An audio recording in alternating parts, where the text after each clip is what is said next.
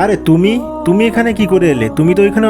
আমি এখানে কি মারা গেছি এটা ভেবেছিস? আরে না, এটা আমার আর নাহিদের পরিকল্পনা ছিল। হ্যালো হ্যালো বস, আপনার সঙ্গে আমার কিছু কথা আছে।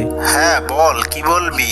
আরে বস, আপনি যখন বাসা থেকে চলে যান না, তখন আপনার ছোট ভাইকে ম্যাডাম অনেক মারধর করে আর বলে জমি জায়গার কাগজপাতিতে সাইন কর। তোর কথা যদি মিথ্যা হয় তাহলে? আরে না না বস, আমি একদিন চার্জার রেখে গেছিলাম, ওইটা নিতে আসার সময় দেখি ম্যাডাম না ছোট সাহেবকে অনেক মারধর করছে। আমি কালকে আসতেছি।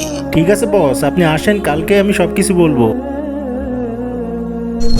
আরে নাইদের কাছে এই সমস্ত কথাগুলো শুনে আমরা দুইজনে প্ল্যানিং করেছি তোকে ধরার জন্য। আরে আমি তো তোকে সব কিছুই দিতাম, তাহলে তুই এমনটা করলি কি জন্য?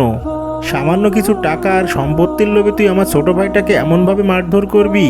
তুই এতটুকু একটা বাচ্চাকে মুখে গরম পানি ঢালছিস, লাঠি দিয়ে মারছিস, এটা কি? আরে যা যা, এখান থেকে তুই চলে যা, না হলে তোকে আমি পুলিশের হাতে তুলে দেব। প্লিজ আমাকে ক্ষমা করে দাও, আমি এমন ভুল আর কখনো করব না। আরে না, তোর কোনো ক্ষমাই হবে না, তুই এখান থেকে যাবি নাকি আমি তোকে পুলিশে দেব? এক্ষুনি বের হয় এখান থেকে। আরে পর কখনো আপন হয় না, আর নিজের ভাইয়ের বিপদে ভাই তো এগিয়ে আসে।